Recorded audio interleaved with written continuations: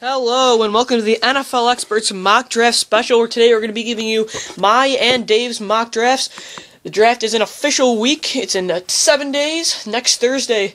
It's going to be a fun time, and it's right around the corner. Yeah, this is a very special year, obviously. No one knows. Last year you knew number 1 was Locke, number 2 was most likely RG3, and 3 you were expecting Khalil and then Richardson. This year, even number 1's questionable. So, it's all crazy. How many picks are you looking for? Obviously, to get right. Last year, looking at it, I had around 7. It's just going to be fun this year. I think mock drafts, it really is kind of showing the possibilities where teams can go. I like to get at least 5 right. We'll see. It's going to be, like you said, there's not a single pick that's solidified. The most sure one, I think, will be, I'll get into it later, but it's fun, the possibility of not knowing, because, any of these teams could go any way, and it's just going to be fun. And I think people thought, well, last year was so much better, and that this year is going to be worse with talent-wise, but I think there's a ton of talent and depth in it, and it's going to be really fun to see how it all plays out. Yeah, alright, so without further ado, let's get started. Number 1, me and you both agree with Luke Joeckel out of Texas A&M, offensive tackle, and that would obviously be to the Kansas City Chiefs. Luke Joeckel is a really good lineman. Obviously, like you've expressed before, Eric Fisher is debatable, but to me, they're both similar tackles, both athletic guys. But the only thing with Luke Joeckel is the most clean tackle. He really was mobile. He's mobile, in going down to the second level, stopping the run. He's helping out the run. Lane Johnson, and Eric Fisher are going to be really good in this draft. I like him to get a solid pick for the Chiefs, as Brandon Albert could be on his way out. It's a solid pick, maybe not a very exciting pick, but it's a solid pick for the Chiefs to help out Alex Smith. Well, this is a huge offensive tackle year. In the first round, I think I have 4 offensive tackles. You around 4 as well. Yeah, 3 or 4. But yeah, I know Mike Mayock. He had Eric Fisher surpass Joeckel on his offensive tackle rating, but a lot of people had Joeckel along with us. All right, so say this. Say the Chiefs throw a curveball and don't go with an offensive tackle. Who would you say they go with? I would say it's probably a defensive tackle. I'd like a guy maybe out of Florida, Sharif Floyd or Star Lotulelei. Based on, they can get another guy next to Dontari Poe and really build on that line out, also with Tom Ali. But I think it's definitely going to be alignment, as Andy Reid's an offensive-minded coach. Yeah, you might expect the defensive lineman to go in the second round first. Right. They don't have a second round pick. No. So for the second overall pick in the 2003 NFL Draft, the Jacksonville Jaguars select Deion Jordan for me. What's it for you? Deion Jordan as well, out of Oregon, outside linebacker. Yeah, he really rose the charts. Ever since people have really gotten into the draft. But, the Jaguars have really... at first they were all saying Bjorn Werner out of Florida State, defensive end. Now he's just dropped. I've got him going late first round. And I think Deion Jordan will go number 2 to the Jaguars. Yeah, I really like this pick for the Jaguars. Obviously, people could say they could go Geno Smith with a not very sturdy quarterback position with Blaine Gabbert and Chad Henne there. But look, this guy can do everything. Last year, he only had 5 sacks based on, most of the time, he was dropping back in coverage. Versatile, you can drop him back, you can have him cover the tight ends. Then when you can have his hands dig into the ground and go pass rush on 3rd and 2nd down. This guy's going to be a great pass rusher for the Jaguars, who really need a guy, as their pass rusher really struggled. And Gus Bradley, as you know, the head coach of the Jaguars, was defensive coordinator of the Seahawks. Can get a really good, versatile, fast guy as long as he can heal up that shoulder and be ready maybe in the midway of training camp, and I think this is going to be a great, solid pick. Yeah, well, the Jaguars own the first pick in the second round, so they can maybe go with a guy like Matt Barkley or E.J. Manuel then. So they don't really need to worry about quarterback now, and Jordan would be a huge help to them.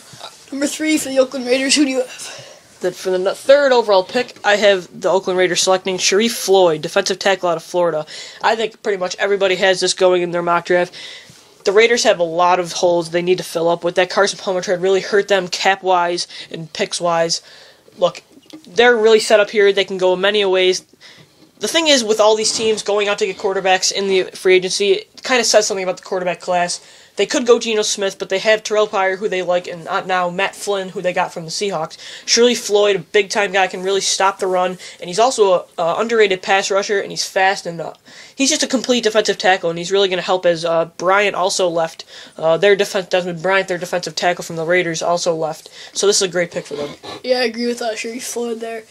I mean, this really, I would say, is the most sure pick in the draft. Oh yeah, that's I mean, probably he what wants to go there. They want him. I just think it's going to happen. I think so too. All right, so number 4 for the Philadelphia Eagles. Who do you have here? For the 4th pick in the 2013 NFL Draft, the Eagles select for me Eric Fisher, the offensive tackle out of Central Michigan. Look, this guy, just like Joikel, a top tackle, is going to be amazing. Obviously, you can compare him to Joikel, and you can compare him to his predecessor from Central Michigan, offensive tackle out of San Fran, Joe Staley. Big-time guy, very athletic. These tackles are very athletic, and he's a sure thing to start week 1. You can move Todd Hermans, who's coming off an ACL tear, into the guard position, move Danny Watkins out of the starting lineup, put Fisher at that right tackle, cover Vic or whoever, Vic's blindside or Nick Foles, whoever you want to put there at the quarterback position. Solid guy. You could see them going Geno Smith here, but I like Eric Fisher. What about you? A couple knocks ago, I had him going with Geno Smith. Mm-hmm. And I changed it to Eric Fisher, but now I have him start Lutule, defensive tackle. So, I mean, you're the Eagles fan, so you would probably know the most, but how would you feel if they went with Star? To me, it could go either way. I mean, you're not wrong on that observation that he could go Star, because based on what their needs are at the position, they filled up a lot of spots in the free agency market with their corners in the secondary, safety as well. You're switching over to a 3-4 under Billy Davis, the new defensive coordinator. You have Isaac Swapawaga, they got from San Fran, to play the nose tackle position, and Fletcher Cox can play 3-4 end. Well, Star can do that on the other end. That's why that would be a great fit. Chip Kelly's an offensive-minded guy. He's got many injuries on the offensive line. 3 guys coming back from season-ending injuries. Could go tackle here. To me, I would be happy with both, but for me, it's Fisher, and for you, it's Lutule, and they're both really good picks. Yeah, well, in the second round, I started a second-round mock. I had the Eagles going with the offensive tackle. I mean, I think if they go with Fisher here, they'll probably just draft a defensive maybe a guy like lineman. Menelik Watson in the second round if they don't go tackle. Yeah, so around there. So yeah, or E.J. Manuel, quarterback. So you never know. It's a lot. So number 5, the number 5th pick is the Detroit Lions. The Lions, I didn't realize how much needs they really had. Mm-hmm. A lot of people at first were saying Milner, then Ezekiel Ansah. I know you have Ansah. But I had Eric Fisher on offensive tackle, which we've talked about. I mean, they need a lot of help, and offensive tackle is one of the spots they can help up. I agree. Well, I agree with that position, but I really like Ezekiel Ansah for here. It's with the 5th overall pick. They could trade out, as they have, like you said, many holes. But look, when you lose a guy like Cliff Averill and a productive guy in Kyle Vandenbosch, Nick Fairley has almost been a bust. Not saying yet, but their secondary is a mess. They really need to get a good guy. To me, it's kind of a stretch at number 5, as Ezekiel Ansah has only played 1 year of football. Coming from BYU, he was going to play basketball when he transferred over. But this guy, he's got raw talent. You can build him into what you want him to be. A great fit in the scheme, a 4-3 defensive end, pure guy. Put your hands on the ground and go get him. Very good player. I think he's going to develop into it. Maybe not start by week 1. I think he can be a role player in a project. But the Lions really need a guy like this with that 5th overall pick. All right, so number 6, you've got a trade here, so why don't you talk a little bit about your number 6? Yep, with the 6th... currently, right now, is owned by the Cleveland Browns. With the 6th pick with the Cleveland Browns, I think they're going to trade out of that pick, and the Miami Dolphins are going to jump right in front of the Arizona Cardinals and sweep up offensive tackle out of Oklahoma, Lane Johnson. Look, they lost Jake Long to the St. Louis Rams in free agency. They really need to fill up that hole to really protect Ryan Tannehill's blindside. They shored up some key positions on the defense with Ellerbe. Now they need to take the offensive line into consideration. They could go corner and stay where they are and take Xavier Rhodes, but I think they really like Lane Johnson. Browns can jump back, and I'll say who they pick in a little bit, and Cardinals are going to be mad as they can't get their tackle, but I think this is a really good fit for the Dolphins, and I think they're a top contender to trade up in the draft. Yeah, I mean, I don't have them trading. I have them going with DeMarcus D. Milliner, the cornerback out of Alabama. But, I mean, I know you... If the Browns think they can get Milliner back if they trade for the 12th pick, then I think they should be all for it. But I just don't... I mean, they might trade. I just haven't really predicted trades in this draft. It's a wide possibility. You never know. With this draft, you got to go take risks, and I think the Browns, Lombardi's looking like he could stay and take Milliner there, but you never know the possibilities of maybe moving back. If you see some of these teams that are still in front of them, not very quarterback needy corner. Yeah. All right. So now number 7, the Arizona Cardinals. I'll start off with mine. I have Lane Johnson, who you just had going. Another offensive tackle, surprisingly. A really good offensive tackle here. So, I mean, He's not as big as like Jokel and Fisher are, but he's still going to be a good tackle. And he's out of obviously the Cardinals need a huge offensive line help, and he's out of Oklahoma. I don't think I mentioned that at the beginning. Yeah, the Cardinals signed Carson Palmer, made a trade with the Raiders to get him, so they don't really need a quarterback. They want to tackle, but they can't get their guy in Lane Johnson. I think with my trade with the Dolphins, they jump right in front. So I'm going to go best player available. They really need help on the offensive line and get a guy like Chance Warmack, offensive guard out of Alabama, one of the best football players in this draft. Maybe a guard, so it's kind of a high pick, but look, this guy just comes down to it, is a grinded into the ground, run blocking guy. Look, Rashard Mendenhall is going to have a really good year, I think, if they can do this. The Cards can really balance their attack with Larry Fitzgerald in the passing game and Carson Palmer, and then put Mendenhall. Warmack can go here. They can get heal some injuries on their offensive line, bring back Levi Brown from the tackle position, and then maybe go tackle in the second round in a guy like Menelik Watson, who I really like. All right, so now number 8. I have Geno Smith going to the Buffalo Bills. How about you? Same as well. The first quarterback taken. Look, Geno Smith, big-time guy, big-time arm. He's not an Andrew Luck or RG3 where it's a sure thing, but I think he's kind of being underrated. I think he's better than people think. I have him kind of ranked higher than Ryan Tannehill would have if he was in this draft. I think he's around that kind of class if he was in last year's draft. And I think the Buffalo Bills are going to get a guy that can play in the snow, is a guy that's mobile when he needs to be, and really can fit under Doug Marrone's system, who's coached against him a couple times. Yeah, well, I mean, there is the concern about how Geno Smith sucks in cold weather. Well, but he's played in it. That's the only thing I'm confident about, is that he knows. It's not like he's a Florida guy who's never played in the snow. Yeah, he has played bad in it, but he's played in it. That's the thing. The experience is what I like. Yeah, like when, I mean, in the Pinstripe Bowl at Yankee Stadium, it was snowing. Doug Marrone, when he was coach of Syracuse, played against him. He saw him play maybe the worst game of the season. Yeah. So that's really going to be their only concern. But I still think they'll go with Geno Smith quarterback. I mean, obviously Buddy Nix has been hyping up how he's most likely going to take a quarterback in the first round, and if Geno Smith is there, I don't see why not. Exactly. Yeah, I mean, Geno, he could go a lot of places. I mean, it's going to be hard where to put him. You could see him going to number 2 to Jacksonville, number 3 maybe to the Oakland, 4 possibly to Philly. It's not out of the question that the number 6 Browns could take him, and it wouldn't be a bad pick even if the Cardinals take him. So it's really not bad if he can go anywhere in the top. Yeah, but that's the thing. He can go anywhere. There's many possibilities. And honestly, if he falls past number 8 in the Buffalo Bills and the New York Jets don't want to take a chance on the guy, I don't know where he's going to fall. I mean, maybe a team comes back to trade in, but I mean, this just looks like if he gets past Buffalo, it's going to be a long fall to me. All right, so number 9, the New York Jets. I have them going with defensive end Ziggy Ansah. You had him going 5 to the Lions. I mean, obviously he's raw, like you said.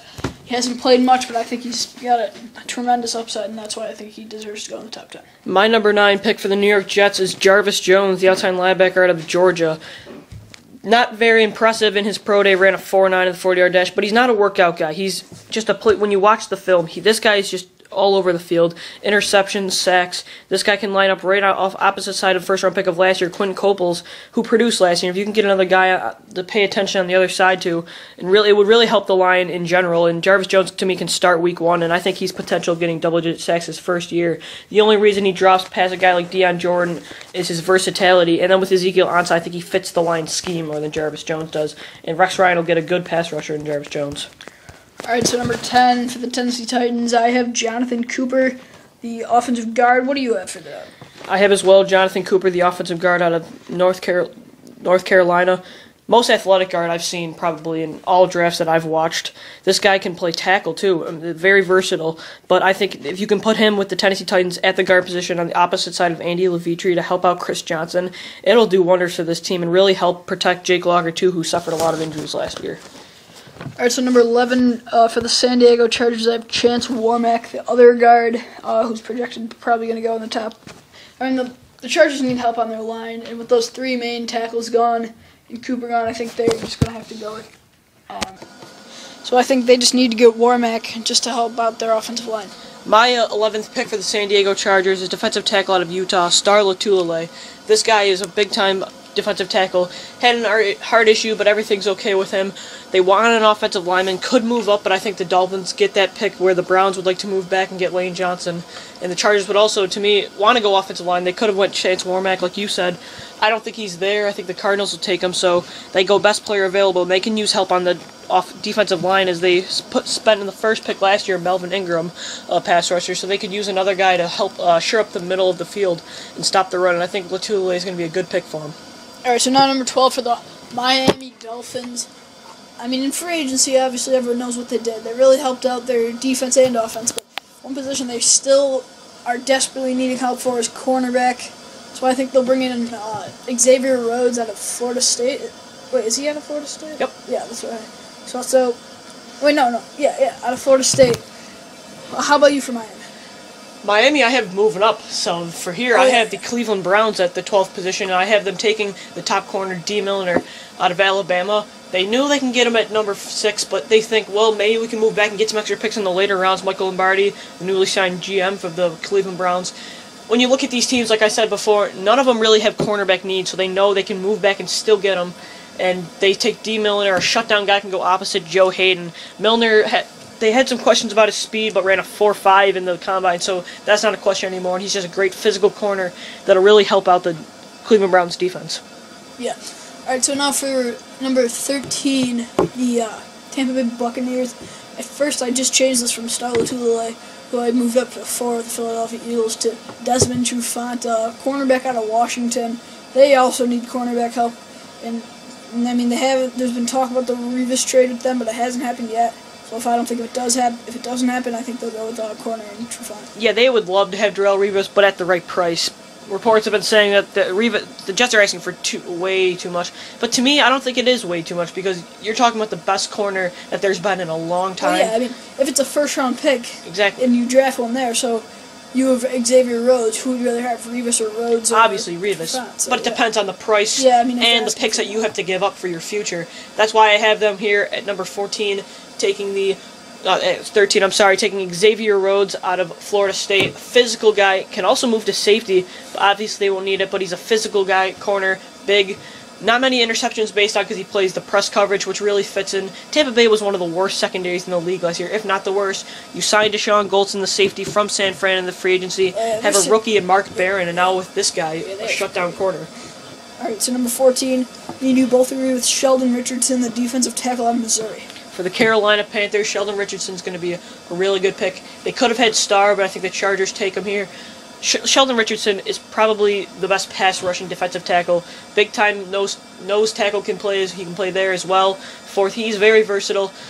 A workout warrior to me is going to go hard in practice. This guy's going to work for you 100%, and that's what the Panthers need right now on that defensive side is some big, tough defensive linemen. They could go receiver, maybe a guy like Keenan Allen or Tavon Austin or anybody, but they do need a nice receiver, but they have good linebackers and obviously Luke Kuechly and John Beason. And you got to shore up the middle forward too as well on the line, and that's why I think it's a huge pick for the Panthers and have them go in the trenches and go to work and help the Panthers get to the playoffs this year. Yeah. All right. So number 15 for the New Orleans Saints. Louis, how about you start us off there? All right. For number 15 for the New Orleans Saints, I have outside linebacker out of LSU, Barkevious Mingo. They could go in many ways here. Could go Bjorn Warner or many a pass rusher, maybe Demontre Moore. But I like Barkevious Mingo, really fast lineman.